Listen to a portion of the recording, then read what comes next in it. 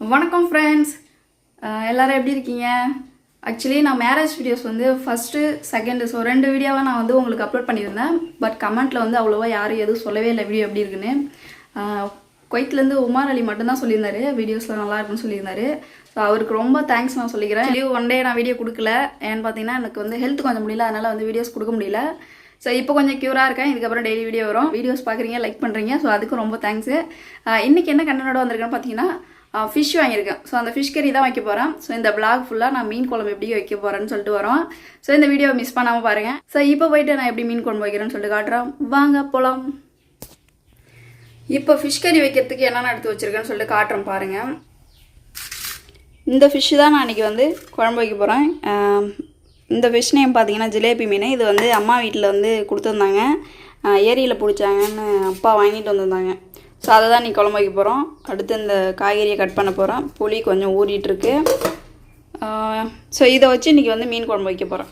எப்படி வந்து நான் ஃபிஷ் கறி வைக்கிறேன்னு சொல்லிட்டு இந்த வீடியோவில் காட்டுறேன். வீடியோவை ஸ்கிப் பண்ணாமல் பாருங்கள். ஸோ இதை நம்ம வந்து இப்போ வந்து ஃப்ரிட்ஜில் வச்சிடலாம். ஆக்சுவலி இதை நம்ம வந்து ஃப்ரிட்ஜில் வச்சிட்டோம்னா நமக்கு வந்து குழம்பு கொதிச்சதுக்கப்புறம் நம்ம வந்து மீன் எடுத்துக்கலாம். அது வரைக்கும் அது ஃப்ரிட்ஜிலே இருக்கும்.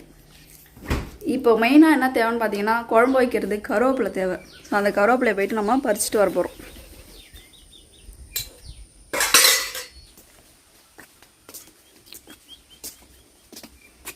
செப்பல்லாம் போட்டாச்சு. இங்கேருந்து அங்கே போகணும், காட்டுற மாதிரிங்க. இங்கேருந்து இதுக்குள்ளே போயிட்டு அங்கே இருக்க கருவேப்பிலை மரம். ஸோ அங்கே போயிட்டு நம்ம இப்போ கருவேப்பிலை பறிக்க போகிறோம். கொஞ்சம் பயமாக தான் இருக்குது, ஏன்னா அதில் பாம்பு இருக்குமா, ரொம்ப பயமாக இருக்குது. காட்டுறேன் பாருங்கள். கடவுளேன்னு இதில் எந்த பாம்பும் வரக்கூடாது.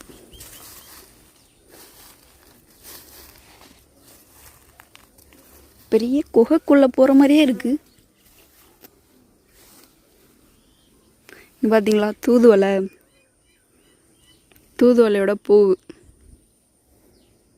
இது வந்து இது பேர் ஏதோ சொல்லுவாங்க, மறந்து போச்சு.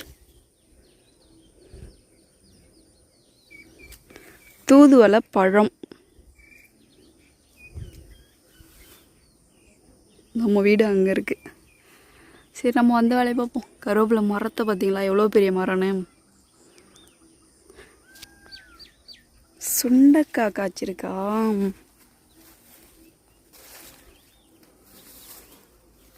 சுண்டைக்காய் பார்த்தீங்களா ஃப்ரெண்ட்ஸ்.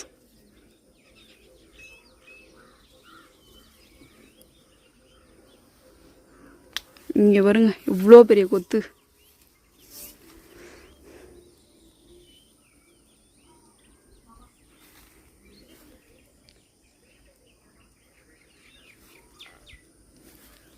சரி, நம்ம கருவேப்பிலை பறிப்போம்.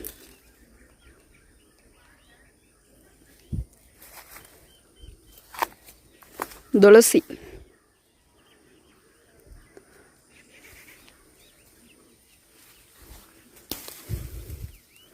இப்போதைக்கு போதும். அது கருவேப்பிலை பறிச்சாச்சு. கருவேப்பிலை மரத்தை பார்த்தீங்களா, என் பின்னாடி சைடு எவ்வளோ பெருசு இருக்குன்னு. சரி, நம்ம பறிச்சிட்டோம். இங்கேருந்து நம்ம இப்போ கிளம்பிட்டோம். தூதுவளை செடி பாருங்கள், ட்ரெஸ் எல்லாம் பிடிச்சி இழுக்குது.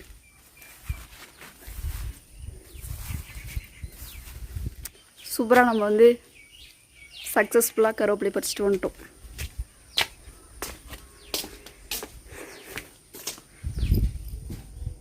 ஸோ இதுக்கப்புறம் நம்ம வந்து காய்கறி கட் பண்ண போகிறோம். என்னென்ன காய்ன்னு பார்த்தீங்கன்னா, 4 வெங்காயம், ஒரு தக்காளி, ஒரு பச்சை மிளகா, அவ்வளோதான். மீன் குழம்பு வந்து கொஞ்சம் தான் வைக்க போகிறோம், அதிகமாக வைக்க போகிறதில்ல. பசங்க வந்து அதில் இருக்கிற மீனை மட்டும் தான் சாப்பிடுவாங்க. அந்த குழம்பு வந்து லைக் பண்ணி சாப்பிட மாட்டாங்க. ஸோ நம்ம இப்போது இதை கட் பண்ணிட்டு வந்துடலாம். இதை நான் எதில் கட் பண்ணணுன்னு பார்த்தீங்கன்னா, அருவாமனை இருக்குது பார்த்தீங்களா. ஸோ அருவாமனையில் தான் கட் பண்ணுவேன்.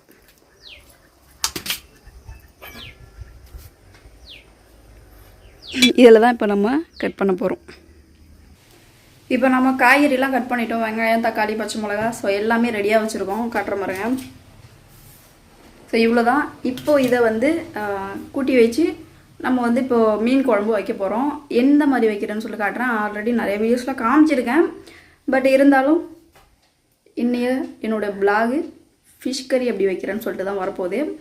இந்த மீன் பார்த்தீங்கன்னா ஏரியில் பிடிச்ச மீன். நம்ம வந்து காசு கொடுத்து வாங்கலை, அம்மா வீட்டில் இருந்து நமக்கு ஓஸில் வந்தது. அதனால் வந்து ருசிக்கு கொஞ்சம் அதிகமாக தான் இருக்கும். ஓகே, ஆல்ரெடி பார்த்தீங்கன்னா நம்ம எப்பயுமே வீட்டுக்கு முன்னாடி காசு கொடுத்து தான் வாங்குவோம். இவங்க வந்து ஏரியில் பிடிச்சிட்டு வந்து நமக்கு கொஞ்சம் மீன் அவங்கள்ட்ட அதிகமாக இருக்குன்னு நமக்கு கொஞ்சம் ஷேர் பண்ணியிருக்காங்க. அதை நம்ம இன்றைக்கி சூப்பராக கறி வச்சு சாப்பிட போகிறோம். ஸோ வீடியோவை கண்டினியூஸாக பாருங்கள், வீடியோ ஸ்கிப் பண்ணாதீங்க. கொஞ்சம் ஹெல்த் முடியாதனால கொஞ்சம் த்ரோட் இன்ஃபெக்ஷன் ஆகிருக்கு, குரல் கொஞ்சம் சரியில்லை, கொஞ்சம் அட்ஜஸ்ட் பண்ணிக்கோங்க. ஸோ இப்போ பார்த்தீங்கன்னா நான் வந்து குழம்பு கூட்டி வைக்க போகிறேன். எப்பயும் போல் பார்த்தீங்கன்னா மல்லாட்டை ஆட் பண்ண போகிறேன். கொஞ்சமாக வந்து வெந்தயம் ஆட் பண்ணி வெங்காயம், பச்சை மிளகா, தக்காளி, கருவேப்பிலை நல்லா சோறை வதக்கிட்டு புளியை வச்சுருக்கேன் பாருங்கள். அந்த புளியை கரைச்சி புளி தண்ணியை ஊற்றிட்டு தேவையான அளவு உப்பு, மிளகாத்தூள் போட்டு நல்லா கொதிக்க வச்சு அதுக்கப்புறம் மீனை போட்டு இறக்க போகிறேன். ஸோ அந்த ஸ்டேஜில் இப்போ சொல்லிட்டேன். இப்போ என்ன பண்ணுறேன்னு காட்டுறேன் பாருங்கள். இந்த ஸ்டேஜில் பார்த்தீங்கன்னா இப்போ நான் பூண்டு தட்டி போட்டிருக்கேன்.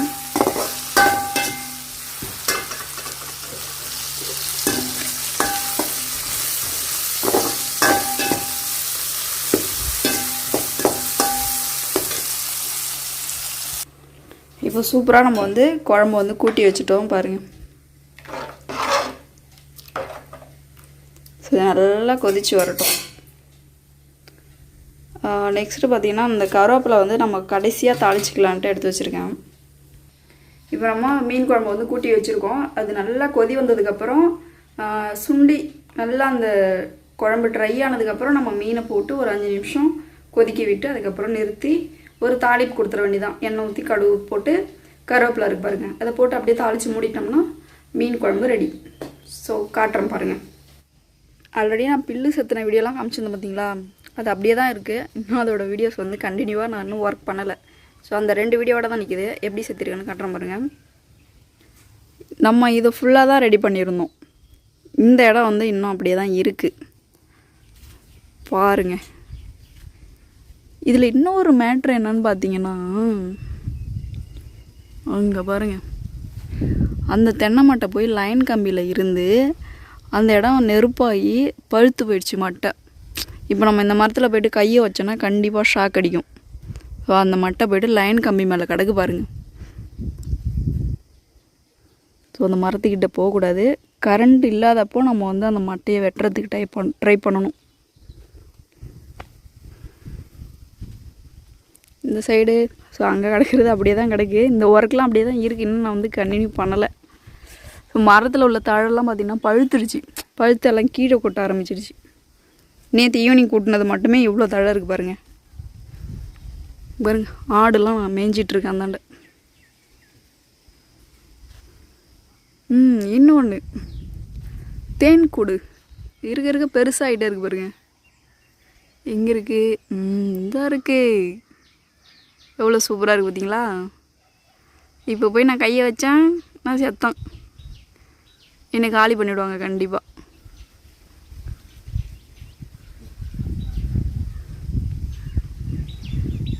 இங்கெல்லாம் அப்படியே தான் கிடக்கு. அன்றைக்கி ஒரு பாம்பு அந்த வீடியோ போட்டிருந்தோம் பார்த்தீங்களா, அந்த பாம்பு இங்கே தான் போச்சு. ஸோ இங்கே வந்துட்டு அப்புறம் திரும்பி இந்த வழியாக இப்படி போச்சு அந்த பாம்பு.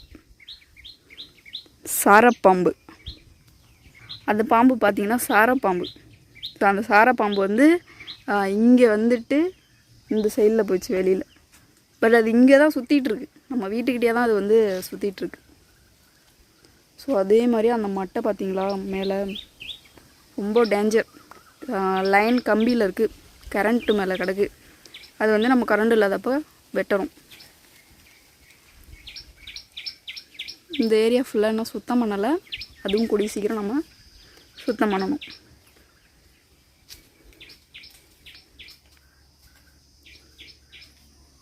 வாஷிங் மிஷினில் காலையில் துணி துவைச்சி போட்டிருந்ததெல்லாம் காஞ்சிடுச்சு. அது எல்லாத்தையும் எடுத்து இப்போ நம்ம மடித்து வைக்கணும். அந்த ஒர்க் இருக்குது. குழம்பு கொதிக்குதா பார்ப்போம். வாவ்,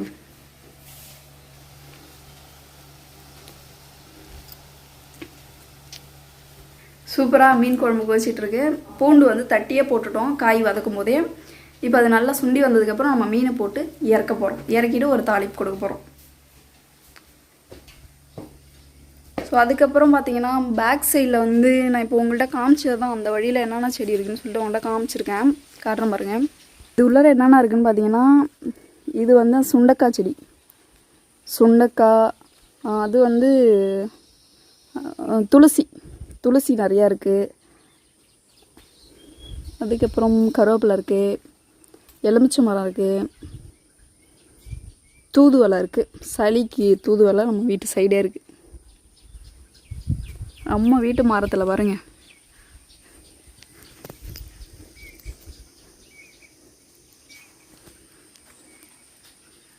இது நல்லா பெரிய காயாயிடுச்சுன்னா நம்ம இங்கேயே பறிச்சிக்கலாம். அங்கே ஒரு பாலத்தளி இருக்குது பார்த்தீங்களா, அப்படியே ஒரு குருத்துக்கும் பாலை தள்ளிக்கிட்டே போகுது. அந்த சைடு நிறையா இளநீக்காய் வச்சுருக்கு பிஞ்சு. பட் வந்து வைக்க பார்த்திங்கன்னா அந்த பூலாம் வந்து கீழே கொட்டிருந்தது. ஒன்று தான் இருக்குது. ஒரு பாலத்தள்ளி இருந்ததுன்னா ஒரு இளநீ 2 இளநீ தான் நிற்கிது. சூப்பராக காய் காய்ச்சி சீக்கிரம் இளநீ எடுத்து சாப்பிடணும். மற்ற மரம்லாம் பார்த்திங்கன்னா இது வந்து சின்னதாக தான் இருக்குது. இது இப்போதைக்கு வந்து வைக்க முடியாது. இந்த மரத்தில் வேணால் இப்போ சீக்கிரம் பால் தள்ளுறதுக்கு வாய்ப்பு இருக்குது. நானும் அதான் பார்த்துட்ருக்கேன். இந்த மரத்தில் பால் தள்ளுறதுக்கு வாய்ப்பு இருக்குது. நமக்கு வீட்டுக்கு பின்னாடி பாருங்கள் எவ்வளோ மாடு ஆடுலாம் மேயுதுன்னு.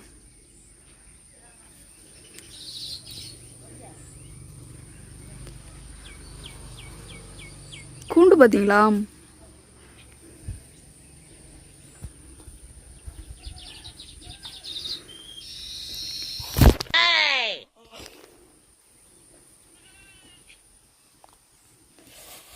சரியான அடிங்க.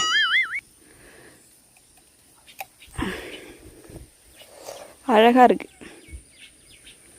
குருவி கூண்டு அங்கே தொங்கும். இங்கே நிறையா தென்னை மரத்து மேலே. இந்த கூண்டை என்ன பண்ணுறது? அழகாக இருக்கு இல்லைங்க? பாவம், குருவி தள்ளி விட்டுருச்சுன்னு நினைக்கிறதா தொங்குது பாருங்க. அழகாக மேலே ஜூம் பண்ணி காட்டுறேன்.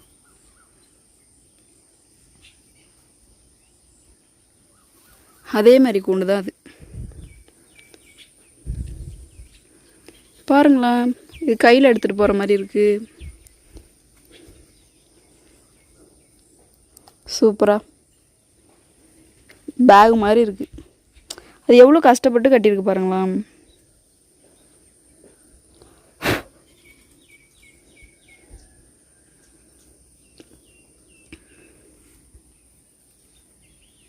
இது என்ன பண்ணுறது? இப்போது நம்ம தென்னை மரத்துலேயே வச்சுருவோம். குருவி வந்து வேறு எங்கேயாச்சும் எடுத்துகிட்டு போய் வச்சு குருவி வளர்க்கட்டும். நம்ம இதை எங்கே வைக்கலாம்?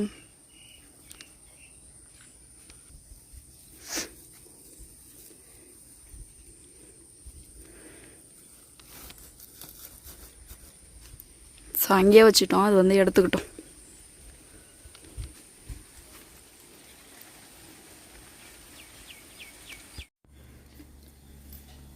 மீன் இப்போ வந்து நம்ம ஃப்ரிட்ஜ்லேருந்து எடுத்துட்டோம். ஸோ இந்த ஸ்டேஜில் நம்ம வந்து இப்போ வந்து மீனை வந்து குழம்புல ஆட் பண்ண போகிறோம். ஸோ எந்த ஸ்டேஜில் குழம்பு கொதிச்சிருக்குன்னு காட்டுறோம் பாருங்கள். சூப்பராக கொதிச்சிருச்சு. நம்ம இப்போ வந்து மீன் ஆட் பண்ணிடலாம்.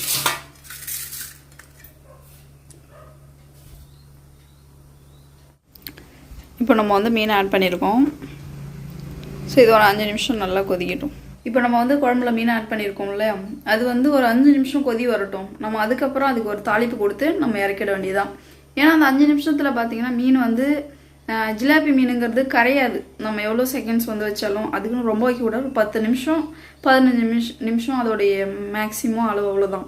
அதுக்கு மேலே நம்ம கொதிக்க வச்சோன்னா கரைஞ்சி போயிடும். எப்பயுமே ஜிலேபி மீன் வந்து நல்லா கல் மாதிரி ஸ்ட்ராங்காக இருக்கும். ஸோ அதனால் நம்ம வந்து அது ஒரு 10 நிமிஷம் இல்லை 5 நிமிஷம் நல்லா கொதிக்க வச்சு அதுக்கப்புறம் நம்ம ஒரு தாளிப்பு கொடுத்து குழம்பு இறக்க வேண்டியதான். ஸோ என்னோடய ஸ்டைலில் நான் இப்படி தான் வந்து மீன் குழம்புனாலே வைப்பேன். ஸோ அந்த மீன் இந்த மீனுன்னு சொல்லிட்டு தனித்தனியாலாம் நான் டிஃப்ரெண்ட்டாக வைக்க மாட்டேன். எல்லா மீனுக்கும் ஒரே ஸ்டைலில் தான் வைப்பேன். ஜிலேபி மீன், கெண்டை மீன், கவலை மீன், ஸோ எல்லா மீனுக்கும் ஒரே ஸ்டைலு. வெங்காயம், தக்காளி, பச்சை மிளகாய், கருவேப்பிலை, பூண்டு. ஸோ இவ்வளோ தான் நம்ம வந்து மீன் குழம்புக்கு நம்ம வந்து கொடுக்க போகிறோம். இல்லைன்னா என்ன செய்வாங்கன்னு பார்த்தீங்கன்னா மல்லித்தூள் ஆட் பண்ணுவாங்க. இல்லைன்னா மசாலா எல்லாத்தையும் நம்ம மிக்சியில் போட்டு அரைச்சி அவங்களாவே ஒரு மசாலா தூள் ரெடி பண்ணி மீன் குழம்புக்கு வைப்பாங்க.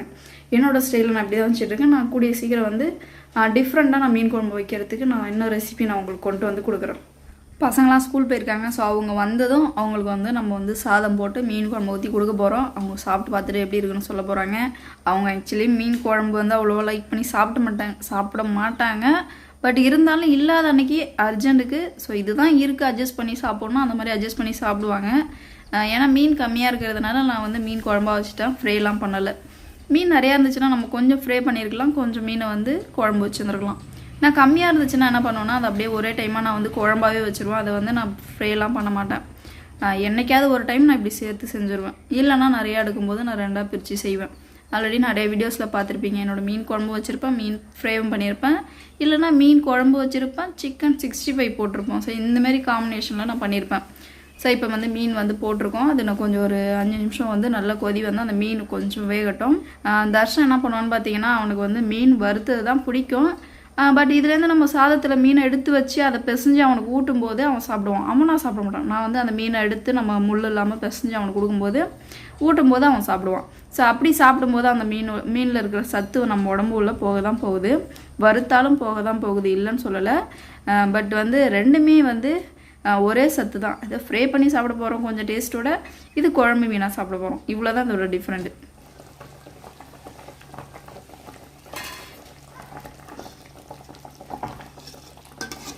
ஃபைனலாக நம்ம மீன் குழம்பு ரெடி.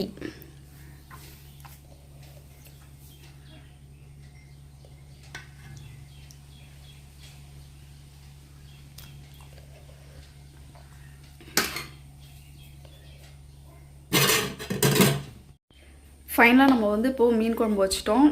ஸோ நல்லாயிருக்கு. சாப்பிட்டேன், ஒரு மீன் மட்டும் சாப்பிட்டேன், மீதி இருக்குது. பசங்க வந்து தான் அவங்களுக்கு வந்து மீன் எடுத்து போட்டு ஒரு பிளேட்டில் தனியாக மீனை மட்டும் ஊட்டிடுவேன். அப்புறமா அவங்க குழம்பு ஊற்றி சாதத்தை போட்டு சாப்பிடுவாங்க. இந்த வீடியோ பிடிச்சிருந்தா லைக் பண்ணுங்கள், கமெண்ட் பண்ணுங்கள். அடுத்த வீடியோவில் சந்திக்கலாம். டாடா, பாய், see you.